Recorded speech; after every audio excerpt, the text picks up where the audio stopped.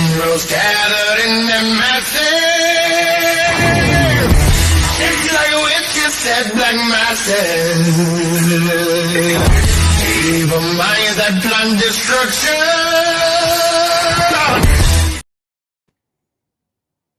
What up? It's me, that M-A-double-T, and it's Husky right next to me. What's up, man? What's going on, man? It's been a minute since you've been on one of the huge pop wrestling podcast shows. Yeah, it has. I had a good time with the last one for sure.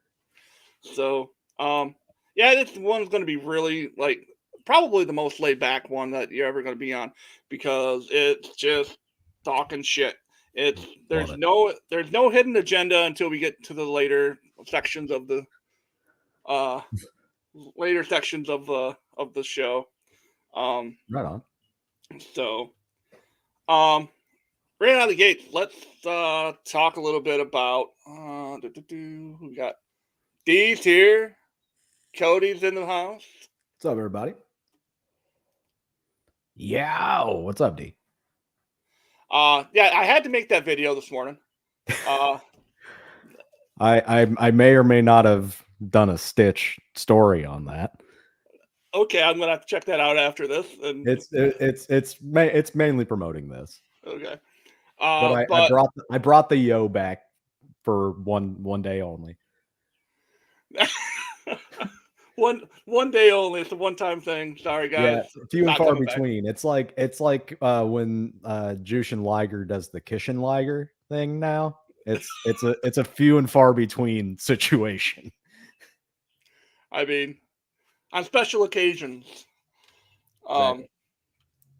So we'll just jump into the stuff that we always cover with the first episode, because you will be back for another episode when we dive into because the part 2 of everyone's series will be you pick a wrestler and we dive into their what your favorite moments are and that kind of stuff. So that'll be later this summer after we cycle through everybody.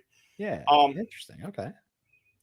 And then so let's when did you become a wrestling fan?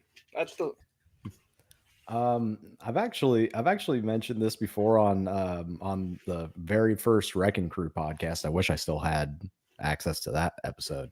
But my first memory as a human being involves pro wrestling. Really? Yeah. I was 4. I was watching WCW. It was a promo for the pay-per-view Wrestle War 91. Yeah, we'll be coming back soon, D. I'm working that out in my brain as to when the Wrecking Crew will make an appearance again.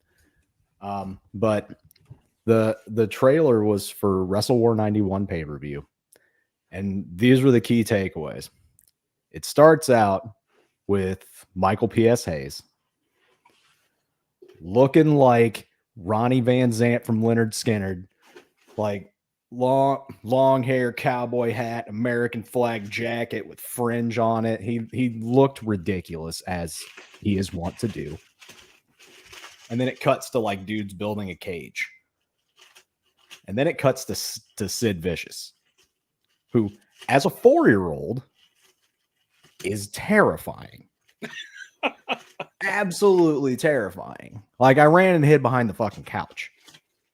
I remember this vividly. Good afternoon. But yeah, and then I remember my dad sitting there on the couch. I run behind it. My dad goes, "He's gone." And I pop my head back up, and Sting is on the screen. And I just remember being like, "Who is this? Who is this? I need to see more of this." And that's when I immediately became a Sting fan. Okay. Was seeing that. So yeah, my first core memory as a person was being scared to death by Sid Vicious in a pay-per-view teaser promo. Yeah, exactly. Surfer mop tops thing. Oh yeah. This was 91. So yeah, this is like peak surfer flat top. Dyed blonde rat tail. Day glow paint. Like the classic WCW thing. Okay. See, now I mentioned this to Derek yesterday. Me being a Michigan kid, Yeah. I wasn't given access to my dog's going nuts. I wasn't given access to WCW, AWA, NWA. I wasn't given access to like Southern stuff. That's so odd because I mean I grew up in Indianapolis, so like I wasn't terribly far away from Michigan. It was about 3 hours south. But yeah, we got WCW stuff. Like WCW did like house shows here. Like my first ever wrestling show was a WCW house show for the Great American Bash Loop. Yeah, I never watched anything WCW until they hit the main TVs, like before they hit. We'll get to that in a little bit, Cobra. We will get to that here in a little bit. So, I mean, you kind of answered my next question. Sting was your favorite guy. Who was the next guy? Like, who was your next in line? Next in line, honestly, it's kind of a dead giveaway. Was Dusty Rhodes. Okay. Yeah. Like I remember seeing Dusty. Like I remember Polka Dot Dusty.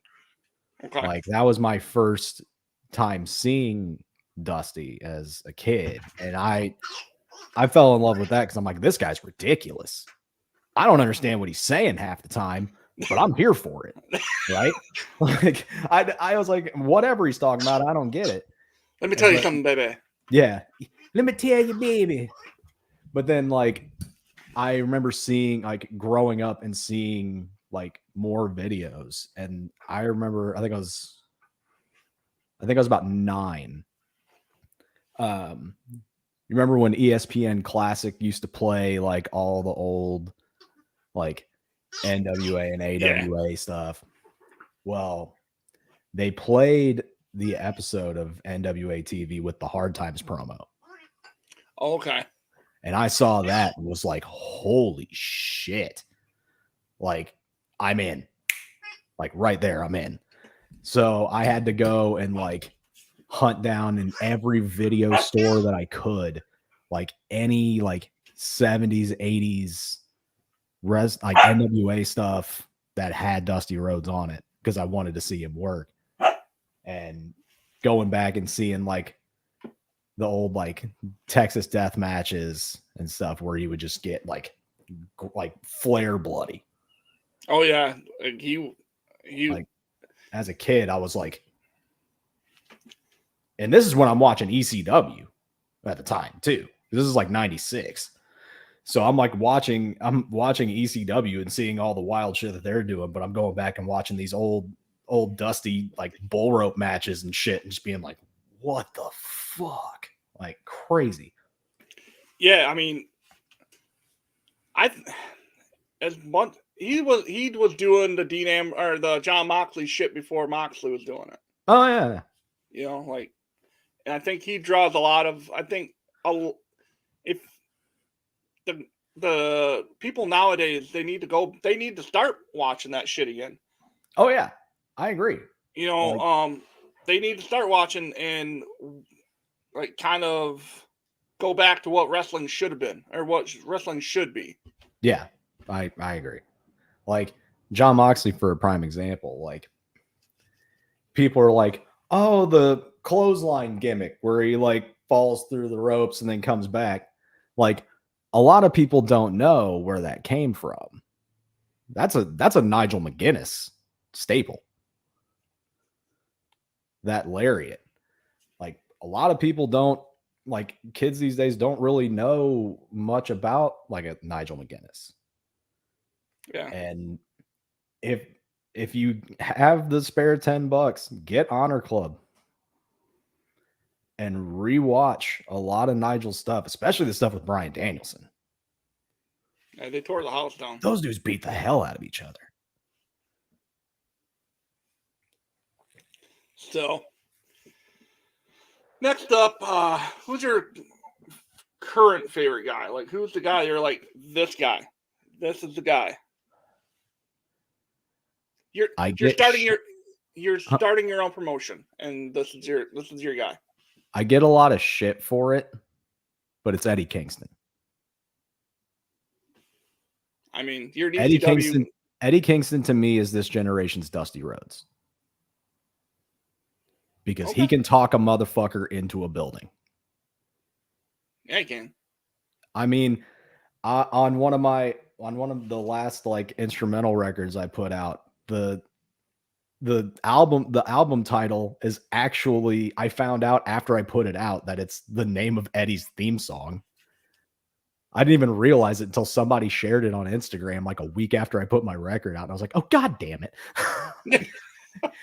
And what's hilarious is on the song Cold World, I actually sample an Eddie Kingston promo at the very end of it. Nice. It's from a promo in Chikara that he did. He was wrestling Lince Dorado, actually. And someone needs to send that to him. I kind of want to, but then again, I'm like, I don't want him to be like, that shit's whack. Like, I don't want him to do that. But the promo ends with, in my opinion, one of the toughest things he's ever said in a promo. It says he's talking about like how badly he's gonna like fuck Lince Dorado up in front of his family and shit. And then he just goes, "You can call me sick, but the world is cold. Bundle up." And just walks off camera. And I'm like, that's the toughest shit I've ever fucking heard. I immediately went to YouTube to MP3, got the whole promo, and just chopped that end off and threw it right at the beginning of the track. And I was like, this is fucking perfect. It's so good. That is badass. So we're gonna shift gears a little bit. Okay. We'll get back to the wrestling stuff in a few minutes. So, like I say to everybody, I met you. I've met all of the guests that's going to be here outside of my brother during his episode. I met you all through TikTok. Yeah. Now, I'm not saying Wrestle Talk. I'm saying TikTok with this question. What drove you why did you decide to make a TikTok account and join TikTok? I actually downloaded the app originally because the former president was talking about banning it. So I was like, well, if he does, let me see what this fucking thing's about. So I downloaded it and I was just messing around on it. I was like, yeah, there's some cool stuff on there. I mainly follow a lot of food shit. Go figure. So I just started like following that and following that and following that. And then I think it was either Wheezy or McGruber that I saw first. And I was like, holy shit, there's a wrestling side to this. Well, let me fucking fall down this rabbit hole real quick. And I had put like some videos up, but they weren't Wrestle Talk related at all. And I was like, yeah, I'm not really getting any traction on this. So I made a wrestling video and all of a sudden it started kind of picking up a tiny bit of steam. And I'm like, oh, okay, let me see what this is about. And then I just kept going. And like I met you, I met Dad Hat, Wreck My Wrestling. I met a bunch of awesome people through it. And then that spawned into doing podcasting with it and stuff. And it just kind of exploded really quickly. It's kind of wild, actually. Yeah, I mean, and that thank you video, it'll be a year next month that I made my first wrestling video. Yeah. Me personally, I started off by like you, I was watching funny videos, food related stuff. Gary the chef, Gary the barbecue chef, I think that's the thing. Yeah. Shout out to Gary. Yeah. Gary's awesome. Oh my god, like him. Most of my favorite videos that I have are his and Nunley. Oh yeah. This stuff's good. I mean, though that makes most of my videos up, and yeah, so that to me, like, it was Heel Kevin's the one that, like, kind of like I talked about this last night with Derek. Heel Kevin's the one that basically grabbed me by my ear and be like, all right, listen, you're creative. I like you and your kid. Go make videos. Yeah. He's all like, he's like, if you're worried about someone liking your videos, got 2 words for him. Fuck you. Yeah. I was like, all right. Fair enough. So, I mean, he's the one that kind of drove me, and then I wasn't, and it wasn't until I came across you, Dad Hat, and Wrecked that I actually felt at home. Yeah. And felt like I had a group that I could be myself around. And then that just like you said, it exploded into something a lot bigger than what we had anticipated. Oh, absolutely. I mean, I was just pushing to try to get 1K and push the podcast. That's like my main focus. And then that just became a crazy dysfunctional family of sorts. Yeah, absolutely. I agree. The island of misfit toys, as you like to call it. Yeah. I mean, we really are. If you look at us, because we come from fucking like all walks of life. Yeah, we basically kind of are the island of misfit toys. We are not on the island of relevancy because I've never been relevant, so I don't know what that island is like. Yeah, I don't think any of us have been. I mean, touche. Touche. I mean, maybe Kevin, but yeah, maybe Kevin. Maybe. So what was it about, say, Wheezy and McGruber stuff that you saw and be like, I can do that? Like, I didn't want to make content at first. Like, I was like, I don't know. I think I consider myself more of a viewer. And then, like, I just kept commenting on people's stuff. And then finally, just one day, I was like, you know what? Let me throw something out here. You know, I was like, let me throw something out here and just see what's up.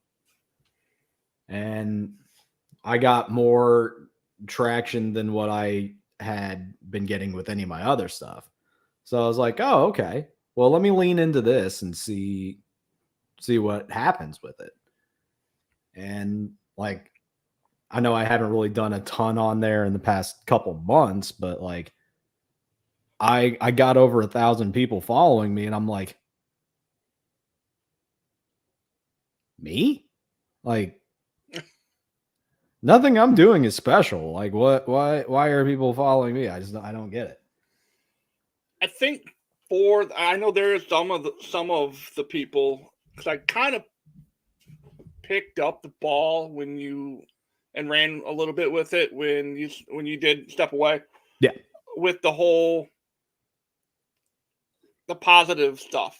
Like the whole, and that kind of segues into what I want to ask. How'd you come up with the whole yo? Like how'd you come up with that? Wasn't planned at all. Okay. I never like thought it out. I just did it one day. I was leaving the gym and I was just like, let me do something goofy for an intro. That's literally what it was. That was all of the planning for that. And I did the one time, and I forget who it was. I forget who it was, but somebody was like, yo, stick to that. Like, that's something that'll keep people coming back is to see that intro. I'm like, oh, okay, all right. So I kept that. And then the ending taglines, that again, never planned out. It just came out of my mouth one day. And shout out to Hambone, because Hambone's the one that told me to keep those. He was like, only you can have 3 catchphrases at the end. And people not say anything about it. I'm like, I guess. I mean, facts. So I kept it. I think my favorite one, and Andrew still says it, be good or be good at it. Like he does that all the time. Be good or be good at it. Yeah, that one, I don't know where I got that one. He goes, Dad, I just can't say don't let the world tell you dick at school. Don't let the world tell you dick. Yeah. He's like, I can't say that at school. I'm like, I understand that. That one I stole. That one I stole from comedian Joey Diaz. He it was actually from his Hot Ones episode. Okay. Because he got to the 10th wing and he was like give some advice to somebody that's like trying to make it as a comedian. And he's sitting there, he's pouring fucking sweat, big Cuban dude, pouring sweat. And he just looks at the camera and goes, bro, don't let the world tell you dick. And like, for some reason that hit me. And I was like, I'm taking that. I'm taking that. I don't know what happened with my screen there, but all right. So how it was obviously really organic between like the 3 of you guys with with you, Wrecked, and Dad Hat. It was really organic. Yeah. Like who's the one that started the whole like idea of throwing around the podcast idea? I was actually pitched the podcast thing by a former associate. Okay. I just like creating TikToks. I never wanted to host a show. I was like, all I wanted to do was like be like a random guest, because I think I'm better at that, to be honest. And they had mentioned about wanting to start doing podcasting stuff, and I just messaged them, was like, hey, if you ever need a guest, let me know. And they were like, no, I want you to have your own show. And so I was like, okay. And then I was like, well, all right, I guess I'll do this. I don't know what I'm gonna do. And then I sat there for a second and was like, all right, who do I want to be on this thing? Because I don't want to do a podcast by myself. Like, so I was like, okay. So I immediately messaged both Dad Hat and Wrecked. Was like, hey, I just got this offer thrown at me. Y'all down? And they were both like, yep, let's go. And came up with the idea. And I was like, okay, everybody's going to be talking about mainly like what's going on in like WWE and AEW and stuff, like the major stuff. I was like, what's going to make us stand out? And it was Rex's idea to be like, all right, let's do a podcast on hardcore and deathmatch wrestling. And I was like, I know enough. I know my fair share of it. That was Rex's thing. Like, he loved that shit. Yeah. So it was like a perfect gradient between the 3 of us. It was like the dude who's super deep into it, the one that knows enough to get by, and Dad Hat, who's like, I'm the newbie here, so y'all are going to be teaching me a lot.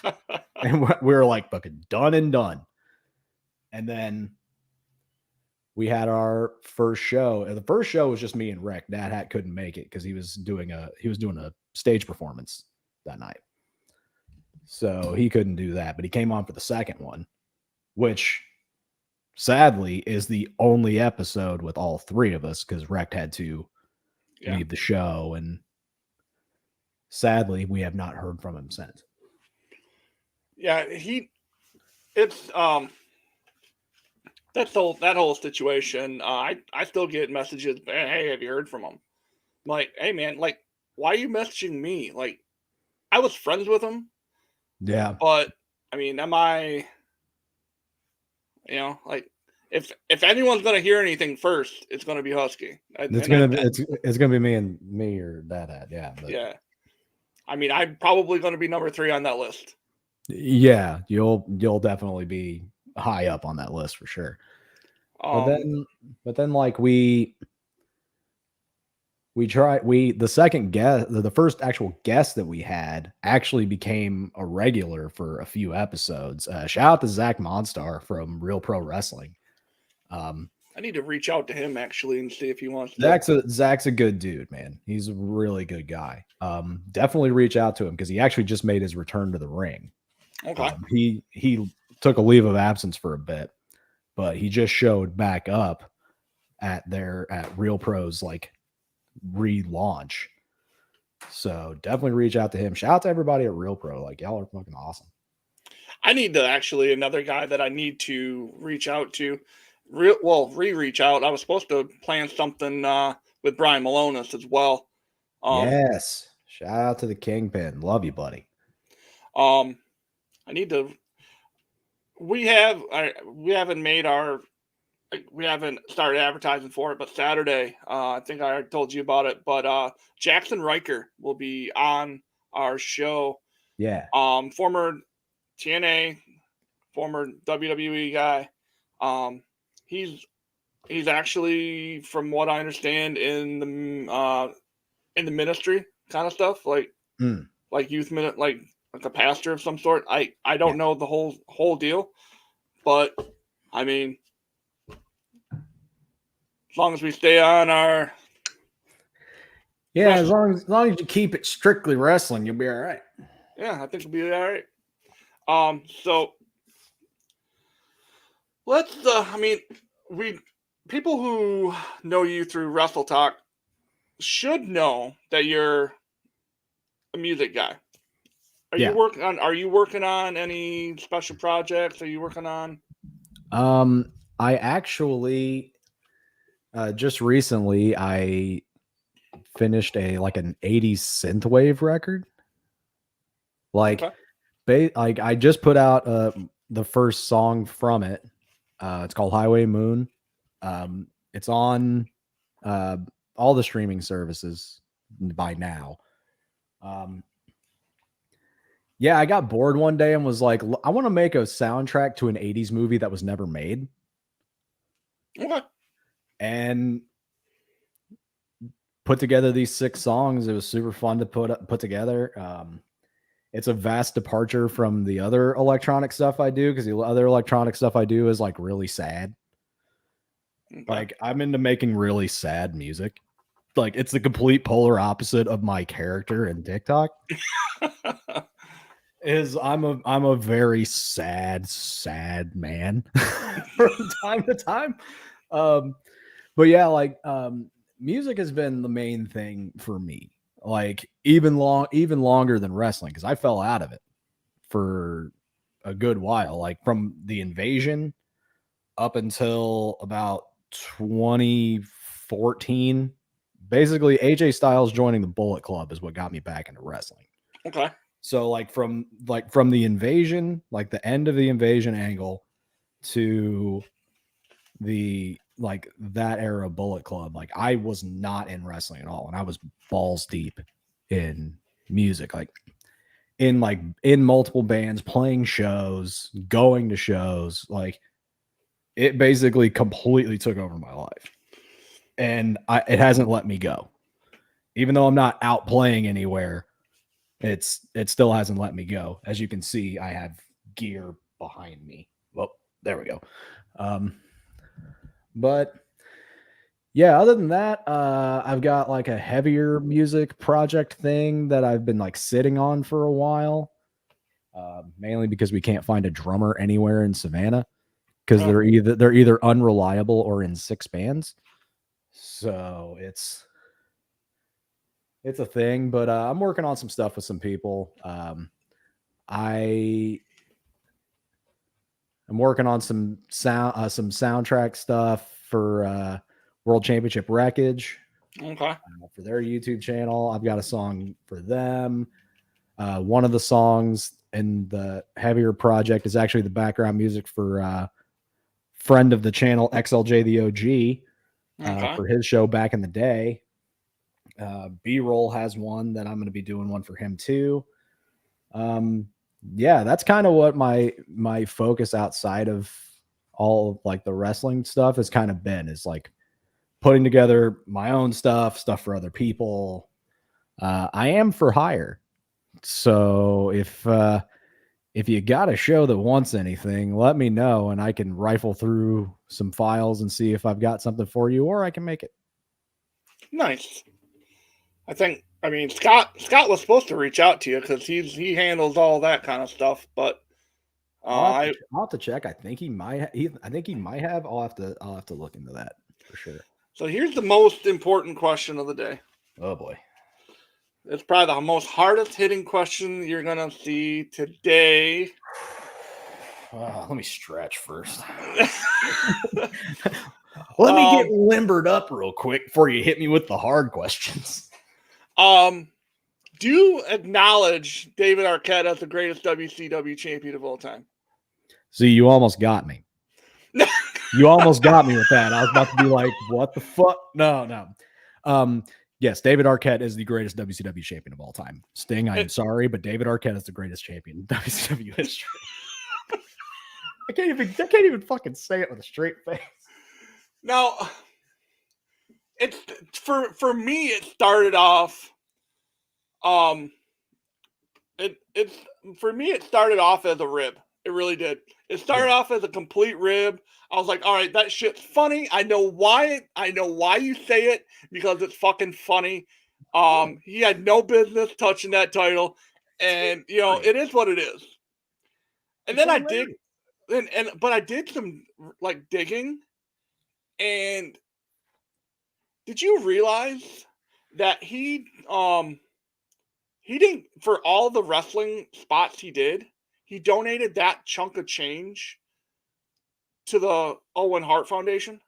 Really? I never knew that. Yeah, he took all of his earnings from WCW and donated it to the Hart family.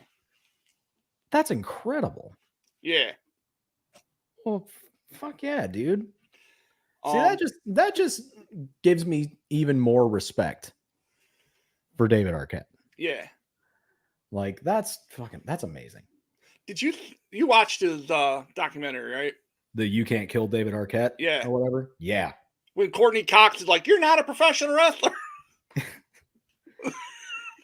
Little known, years later, he nearly dies in a wrestling match. Well, and then what Nick Gage says about it, he's like, I fucking damn near killed him. I almost fucking killed David Arquette. Oh, man. That motherfucker's out of his mind. Dude, yeah. You watched his Dark Side, right? Yeah. Woo. Yeah. Crazy. Like, have you seen him recently? Yeah, he's fucking huge. Like, him and Jordan Oliver started hitting the gym and they got fucking jacked, dude. It's crazy. Well, look at Enzo Amore. Like, he used to be the small little fuck. Now he bought that boxing gym and all he does now is train. Fuck. It's crazy. I want abs like that. It's gonna take me 20 years to get them, but god damn it, I'm gonna do it. Cody Burnett does have a question. How do I reach you to get a hold of you for making music? I will get at you when I'm done here. I'll get at you when I'm done here. We'll talk.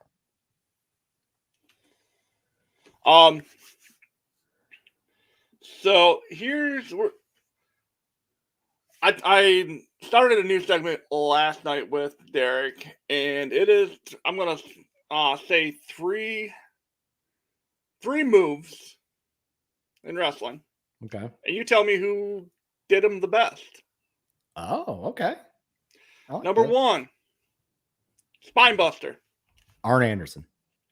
Thank you. Easy. Number 2, oh hold on, it was the spear. Spear. Rhino. Okay, 2 for 2. Now this is one is the reason why I asked, because there is a TikTok creator whom is really cool to talk to. Her name's Mia. She has a completely outside of the box answer for this. Okay. The best choke slam of all time. Ooh. Ooh. Shit.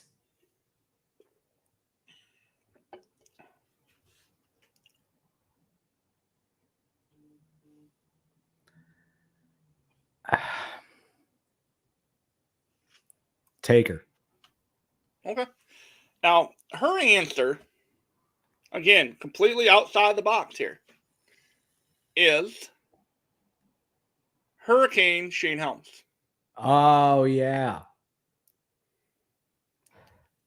And it took me to have to go and watch it to completely see like what she was saying. Yeah. Like, he had to practically jump when he delivered that. Oh, yeah. Oh, I yeah. mean, his was probably the most athletic by far. Mm-hmm. For sure. So I agree with that. But yeah, I mean, there's so many good choke slams. You had Big Show. Yeah, Taker. Big Shows is good because like especially the old WCW one where he would kind of jump and go down to one knee to like add more like velocity to it. That was a good one. Then someone in the chat last night asked this question: Superman Punch versus Orange Punch, who wins? Orange Punch, baby. I don't have any sunglasses here. I can't do the full gimmick. So, next on our list is the game that I started off at 10. I always lose track, and we typically go a little bit longer than 10 people. But we're gonna do like Inside the Ropes does with their people. First thing that comes to your head when I name a wrestler. Oh, okay. All right. It doesn't necessarily have to be one word, but the first thing that pops in your head. Okay. We're gonna start. We'll go old school. Start with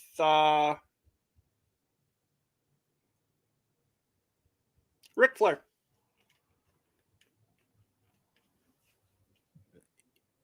Arguably the greatest of all time. Okay. Stay in the old school. We'll go a tag team. Demolition.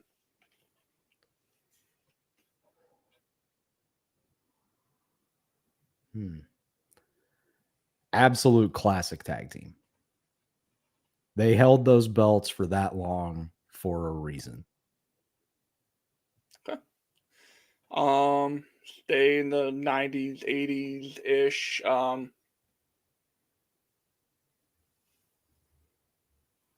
Waltman. Highly underrated for his in-ring work. I think he should have had more mid-card title opportunities. Okay. Like honestly, in his WWE run, did he? Chat, if I'm not mistaken, did he have a run with the IC title? I don't think he did. Hold on, I have the internet right here in front of me. Yeah, I don't know for sure. It feels like he only had the European Championship. Yeah, he had the European one for sure. Back. I mean, he still has arguably one of the biggest upsets in Monday Night Raw history when he beat Razor. Oh yeah, with the moonsault. Yeah. Let's see. He did not, from what I can see. He was a 2-time European champion. Okay. And a 2-time light heavyweight champion. And he had multiple tag titles, didn't he? Yeah, he had 4 tag runs. Let's see, with Marty Jannetty, Bob Holly, and 2 with Kane. Oh yeah, he was Rockers 2.0. That's right. No, the Rockers 2.0 was Al Snow. That's okay. Yeah. Leaf Cassidy. Yeah. Was his name then. Okay. Yeah. All that shit, like, that's when I was kind of like exiting wrestling for a little bit. So, because it became a little bit too comic bookish. Yeah. That's kind of why I went to ECW. Yeah, it turned to like guys like Damian Demente and that. Yeah. Sir Isaac Yankem. Oh yeah. It was the time in wrestling where I actually just watched the kayfabe commentaries timeline with Kevin Nash yesterday for 95. And he's like, this was the era where everybody had jobs. You know, you were a plumber, you were a trashman, you were, you know, all these like characters instead of just like real people. Yeah, like a friend of the show, Duke Dumpster Drozy. Yeah, shout out to Duke. And he was at fucking MLW. That was crazy. Yeah. And Gene Snitsky. Oh yeah. Snitsky's still jacked. It's fucking crazy. I mean, I can't think of him without seeing a baby just flying through a baby doll. Yeah. Good God. I mean, crazy. So on to the next.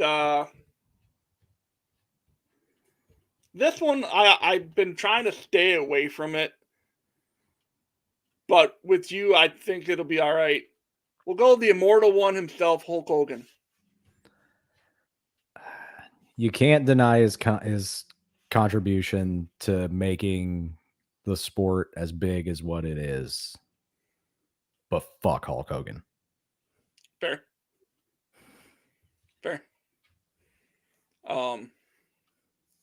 See, let's go.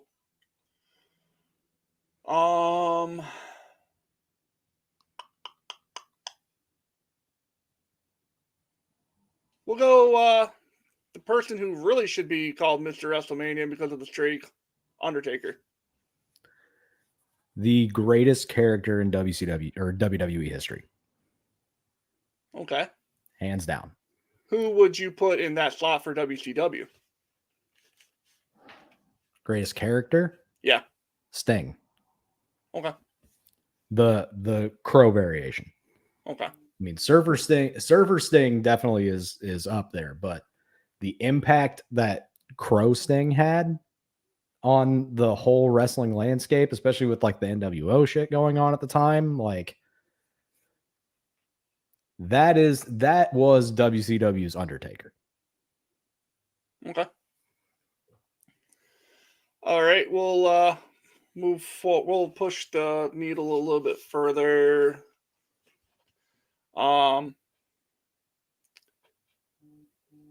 Chris Candido. Chris Candido was, in my opinion, one of the most underrated wrestlers in ECW history. I think Chris Candido should have held the ECW world title. He had it. I mean, for a smaller dude, but then again, ECW was a lot of smaller dudes in comparison to like the land of the giants in like WWE and stuff. But no, Candido's work was insane. Like his leg drop, beautiful. Absolutely beautiful. And I don't think he really got, I mean, he got a lot of stuff, but I don't think he got a fair shake in any promotion. He should have been world champion at some point. Okay. This one, I think you're gonna get the reference why I'm asking it, but Bob Holly. Oh, Bob Holly. I loved Hardcore Holly.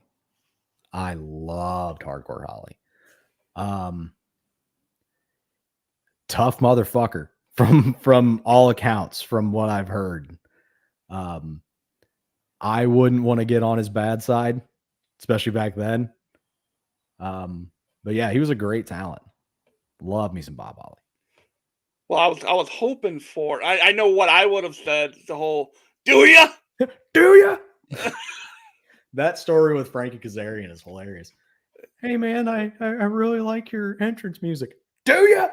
As he's got the straps. Who the fuck got hot sauce? God damn it, who's wearing hot stuff? Oh shit.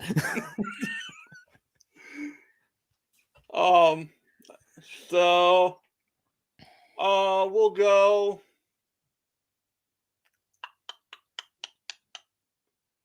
Here's one that would be interesting. Yes, he was in-ring talent. Vince McMahon.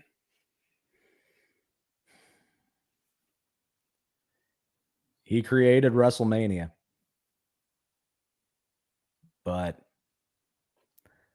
I think it's kind of clear with a lot of the booking decisions that he made over the last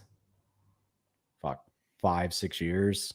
He completely lost touch with what the fans wanted.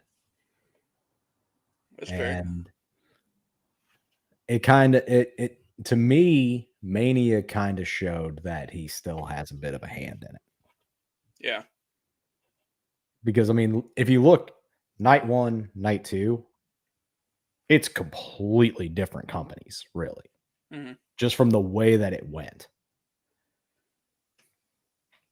That's just me. I don't know.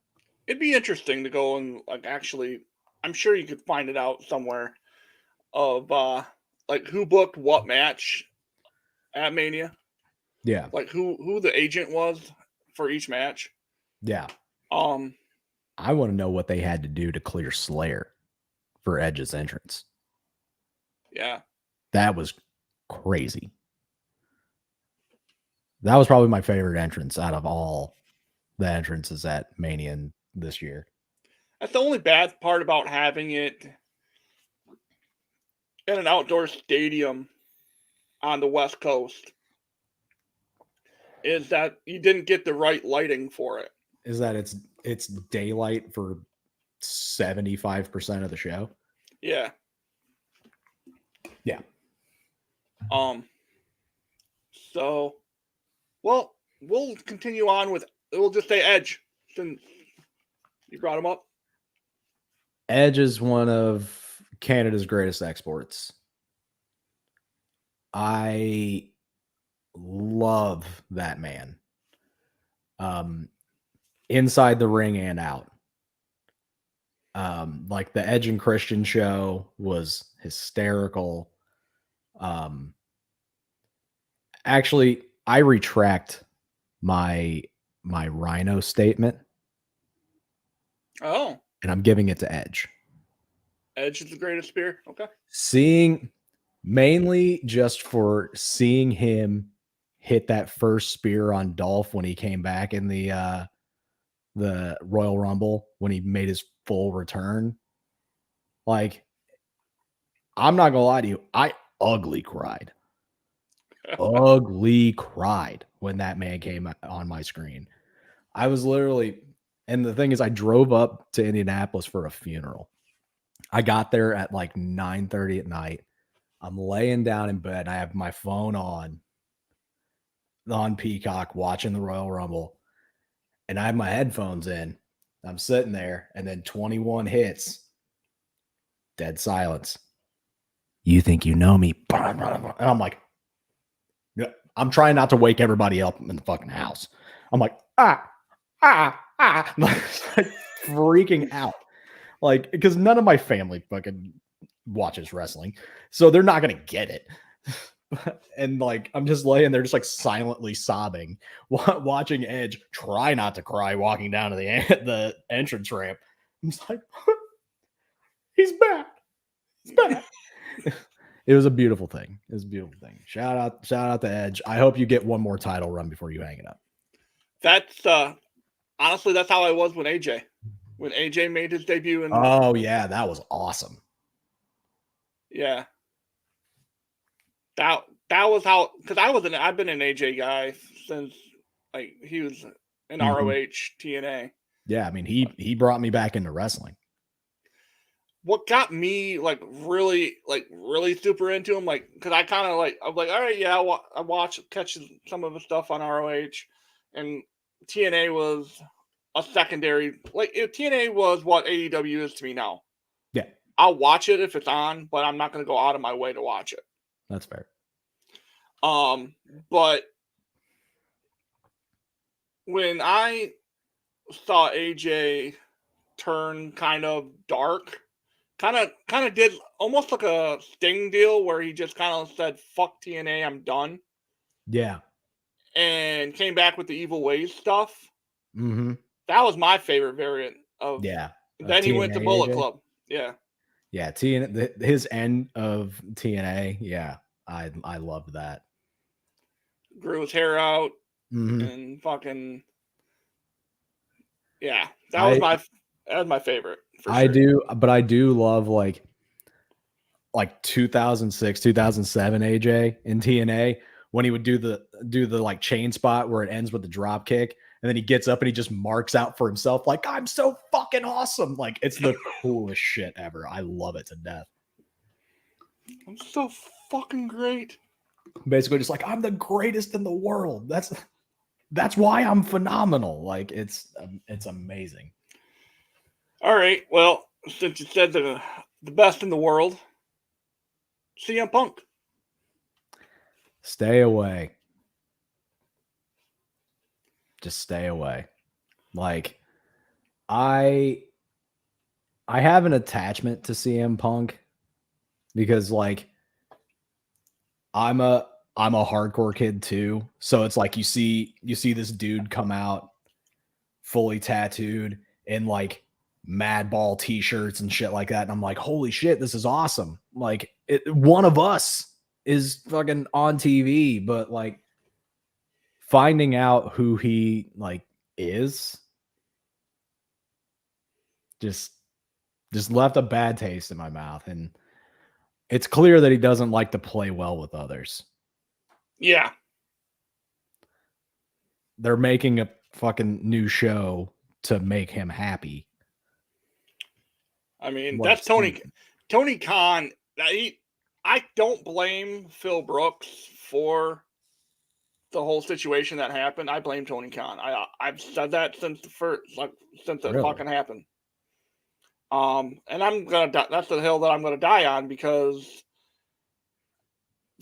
Tony, it's his company. He owns the mics. Yeah, he does. Phil works for Tony. Yeah. He has the ability to like just cut it. Be like, all right, we're done. Yeah. You're not going to talk about your EVPs like that. He could have. He very well could have. But he chose not to. He woke up and he chose violence that day. Yeah. I also think he was playing in snow. Oh, yeah. Big time. Yeah, the only thing higher than he was that night was fucking giraffe pussy. That's about it. The only thing higher than Tony Khan was Punk's ego. That was the only thing higher than fucking Tony Khan that night. You can tell because the motherfucker didn't blink in 4 hours. It was crazy. Just the entire time, just wired out, hair looking like fucking Doc Brown from Back to the Future. Like, what the fuck, man? Like, future boy. Yeah. But I mean, see, I enjoy Punk from his time in ROH to how he left in WWE. That's the Punk Yeah. that I remember. Like that I want to remember. Yeah. Like I was completely out of wrestling, so I missed both summers of Punk. Well, technically I missed all three because he ended up getting hurt and couldn't do the deal in AEW.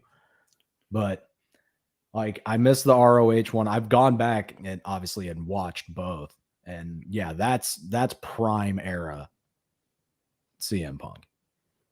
Well, Like, his that's how dog collar matches were nuts. Oh, the one with Raven is crazy. Yeah. It's so good. Yeah. How much time I botched my spot on this originally, and I have them sitting in my my refrigerator. I was gonna have a jar of pickles and ask for this next one. So with that being said, MJF. MJF will go down as one of the greatest heels in professional wrestling history. That's fair. Just, I mean, he's only 26. Like he's got so much time. He's already amazing. He's got so much time to make it even better. And honestly, I see him going to WWE. I don't know. Part of me wants him there, but part of me doesn't. If it's at 2024, but I see him going to WWE at some point in his career. Part of me wants him there, but part of me wants him to stay where he can be himself. Yeah, that's the thing. Because if he goes to WWE, they're going to neuter the shit out of it. Yeah. Just because of, sponsors. Yeah. And whatnot. So. Because I'm sure Fox and USA is not going to appreciate him yelling at the end of his promos, "Thank you, fuck you, bye." Yeah. Stealing Jim Cornette. Yeah. This one's I'm going to use this one because Cody's in here and he's a huge Jim Cornette fan. Jim Cornette, what's the first thing that comes to your mind? Jim Cornette will go down as one of the greatest managers ever. Like, you can't deny that. His work with the Midnight Express in the 80s and early 90s was second to none. Did a lot of cool stuff in Ring of Honor. I love hearing him talk about how badly he wants to destroy Vince Russo. I think it's hilarious. Like I don't agree with a good chunk of stuff that he talks about. Says a lot of out of pocket shit, but hearing some of the like old stories about going down the roads in like Louisiana and shit, and like hearing all those are like absolutely insane. But as much as I'm not a fan of current Jim Cornette, you can't deny what he's done for the business. I mean, the first thing that comes into I seriously just want to go get a Dairy Queen Blizzard after I hear that man's name. Motherfucker! Extra cheese! Extra cheese! That's so good. We wouldn't have ordered the damn shit had we not wanted you to fucking fix it. I know, right? What the hell? $30 for fucking food, and you thought it was a fucking rib. My God. So good. You ugly bitch. You ugly bitch. The whole time Chris Jericho's filming it. Just like giggling and shit. Well, he's doing that, and I think he yells, "This ain't no fucking comedy, bus." Too Ain't good. no fucking comedy show. Too fucking good. I mean, see, him and Bruce Pritchard, and to me, those two guys could probably take the talent we have right now Yeah. and write programming for it. That would be amazing. Yeah. I agree. And then you throw Paul Heyman into it as well. I mean, Yeah. So, go a couple more because I think you got a couple more minutes. Or I should probably end it now because technically I'm on my lunch break. Okay. Well, we could do a couple more really quick though. We'll go this one. We'll go Grayson Waller. Grayson Waller has potential to be a world champion. He was compared last night to Randy Orton, actually. Yeah. I want to see, even though it's heel versus heel, I want to see him do a feud with Austin Theory so they can hop in the ring and do the Spider-Man meme. Wait. Because they're so similar in character to me. Yeah. All right, we'll go with this last one. No, two more. Yeah. One, Randy Orton, because I got the shirt on today. I love Randy Orton. If he does hang it up because his injuries are so bad, I won't be mad at it. I mean, he's a 14-time world champion. Like the man's amazing at what he does. I hope that whatever he's going through, that he can push through it and be back to 100%. And we will end this episode with Roman Reigns. He can't get over with himself. He has to have somebody with him to get him over. It took Seth and Moxley to get him over in the Shield, and this heel gimmick, it took Paul Heyman. Other than that, he's doing the best work of his career right now. All right. Well, everyone that stopped in, D, Cody, a couple other people that popped in here, thank you for stopping by. And thank you, Husky, for taking the time to hang out with me. And we will be booking you for show number 2. Yes. It'll be later, probably in July-ish, August-ish. Okay. And next week, I think Wheels, Mike. Yeah. He's coming on next week, and I don't think he knows it yet because I had to do some flip-flop stuff. So, if you're out there, Mike, you're next. So again, thanks everyone. Thank you, and have a great rest of your day, guys.